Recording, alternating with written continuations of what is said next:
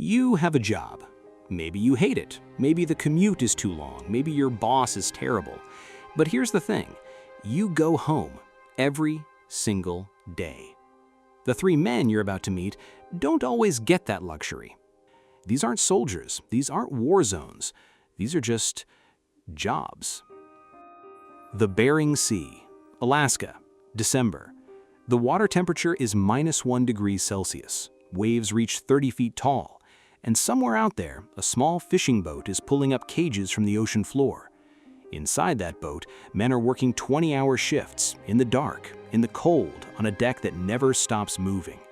This is king crab fishing, and it is, statistically, one of the deadliest jobs on the planet. Here's a number for you: 300 times more dangerous than the average American job. The fatality rate for crab fishermen is roughly 300 times higher than the national average. In some years, 1 in every 4 boats that goes out doesn't come back with its full crew. They fall overboard, they get crushed by 800-pound cages, they get swept off by rogue waves with no warning, no time to react. And the sea doesn't care. In 1999, a vessel called the Arctic Rose left port in Seattle. 15 crew members on board. They sailed into the Bering Sea during crab season. They were never seen again. The ship sank in under 2 minutes, no distress call, no survivors. To this day, no one knows exactly what happened. Just gone. That's the Bering Sea. It doesn't warn you, it doesn't give you a second chance. The waves out there don't look like waves you've seen before. They're walls, 30, sometimes 40 feet high. They come from multiple directions at once, and when one hits the deck, men get thrown, equipment flies, cages weighing half a ton swing like pendulums. Every single shift. So why do they do it? A full season lasts just a few weeks, but a single successful trip can pay $50,000, sometimes more. For some of these men, it's the only way to make that kind of money without a college degree. There are fishermen who've been doing this for 30 years, who've watched friends disappear overboard, who've been pulled back from the railing at the last second, and they still go back, every single season. Because the sea is the only thing they've ever known. And because somewhere out there, underneath all that danger, it still feels like freedom. But if the Bering Sea sounds terrifying, at least you can see what's coming. The next man on our list works somewhere far more dangerous and far, far darker.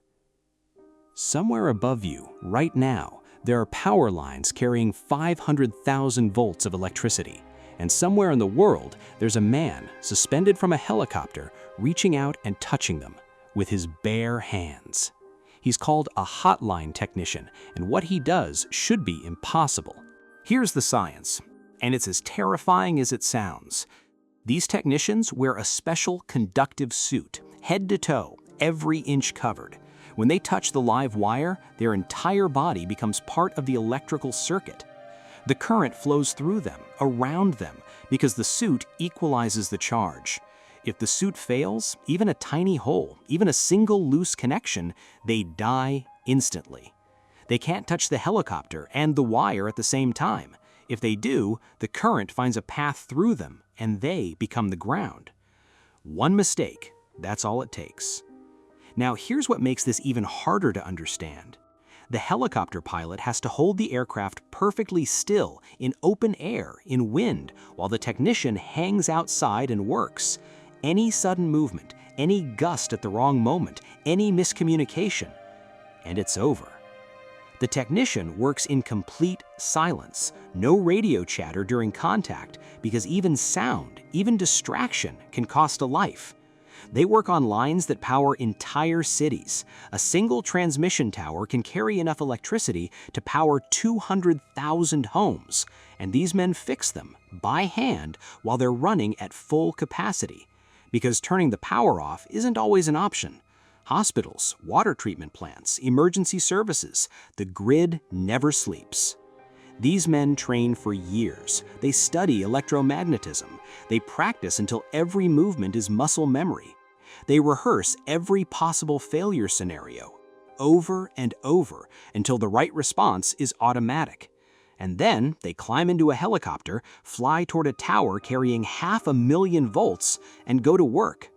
Because the power grid never turns off, because someone has to maintain it, because if they don't, entire cities go dark. 2 jobs, 2 kinds of death waiting at every moment.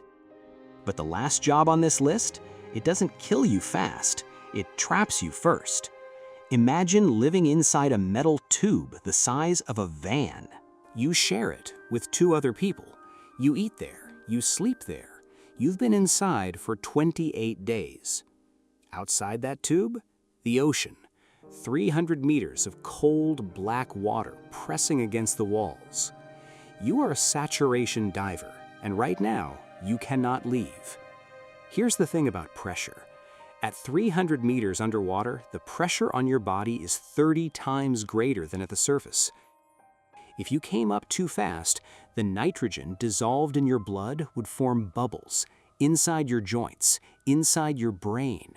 It's called decompression sickness, and it can paralyze you, kill you in minutes. So saturation divers don't come up. They live at pressure for weeks at a time.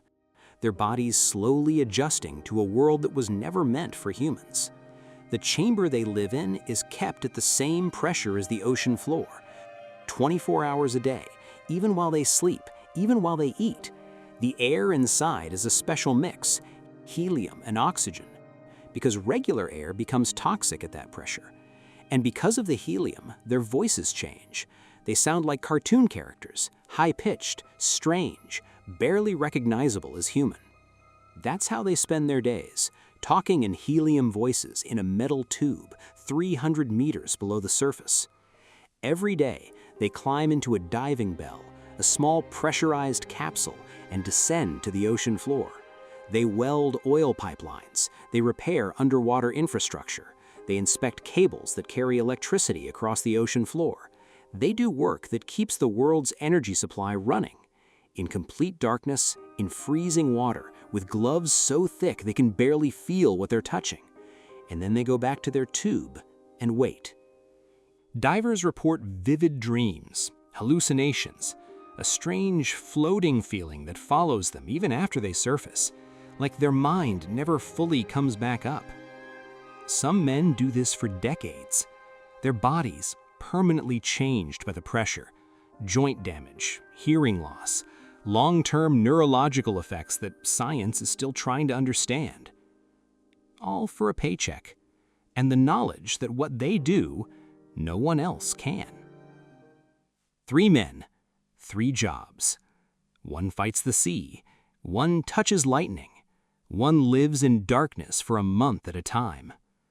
None of them are soldiers, none of them are heroes in the way we normally use that word. They're just people who do what has to be done, in places most of us will never go, in conditions most of us will never face, for reasons most of us will never fully understand. If you made it this far, you already know which one kept you up at night.